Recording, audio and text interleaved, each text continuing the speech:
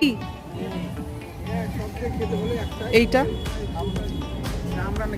লঙ্কার আচার, আমড়ার আচার, এটা কাঁচা আমের আচার, আমের আচার, এটা এঁচড়ের আচার, এটা বাঁশের আচার, এটা ওল, এটা লঙ্কার আচার, আমলকির আচার, ওটা লেবুর আচার, ওটা কাঁচা আমের আচার, ওটা রসুনের আচার, ওটা আমড়ার আচার, এটা পাঁচমিশালি, এটা করম চা, চেরি ফল, চেরি ফলের আচার।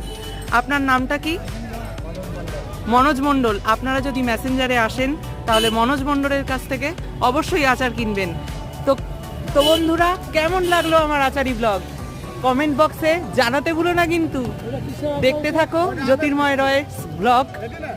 ভালো থেকো, টাটা।